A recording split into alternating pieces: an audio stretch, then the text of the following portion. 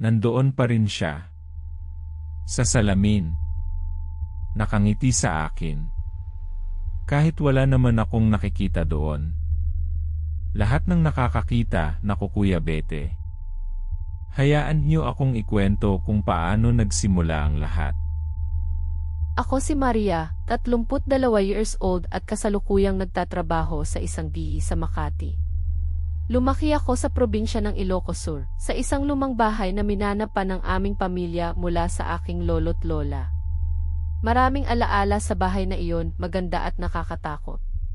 Pero ang pinakamatindi sa lahat ay ang tungkol sa salamin sa sala.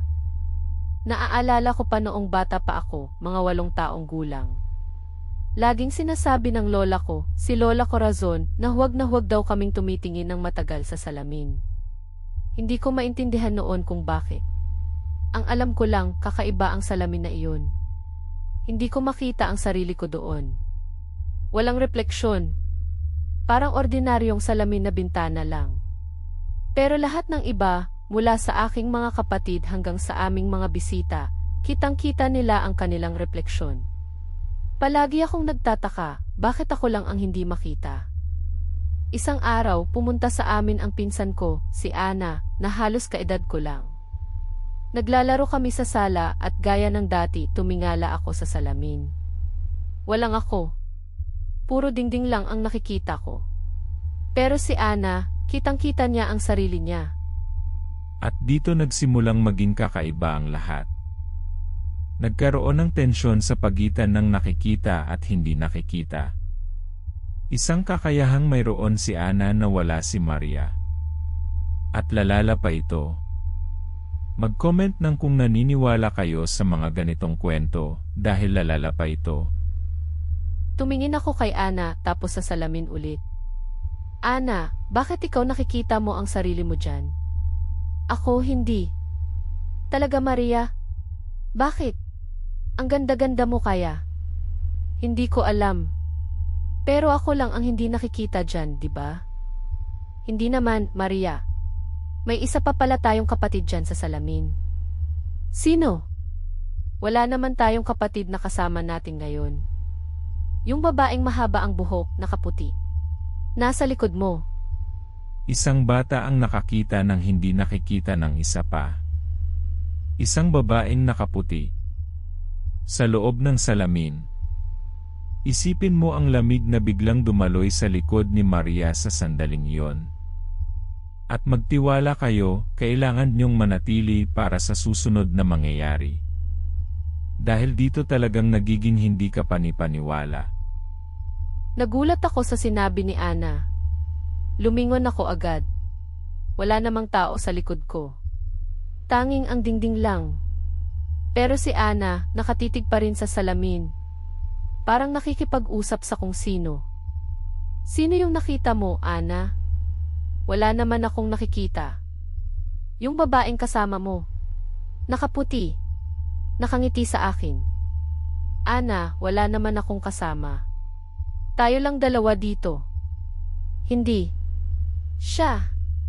Nandyan lang sa likod mo. Kanina pa. Kinilabutan ako. Pilit akong sumilip sa salamin, nagbabaka sakaling makita kung sino ang tinutukoy ni Ana. Wala. Blanco. Ana, magtigil ka na nga. Kinikilabutan ako sa'yo eh. Pero Maria, bakit ganyan ang mata niya? Anong mata? Sino ba yung nakikita mo? Galit na galit. Nakatingin din sa akin. Nagsimulang umiyak si Ana. Natakot ako. Hindi ko maintindihan ang nangyayari. Tumakbo ako sa labas at tinawag si Lola Corazon.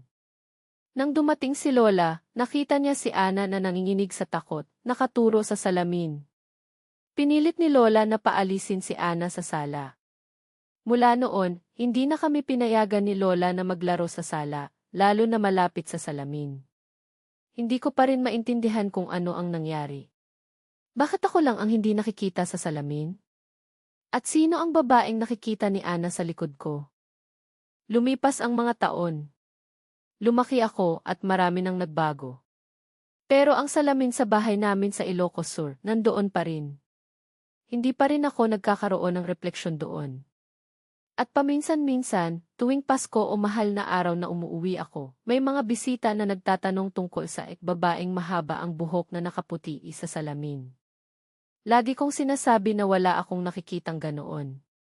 Pero hindi ko maiwasang isipin na siguro, ang babaeng nakikita nila ay ang babaeng nakikita ni Ana noon.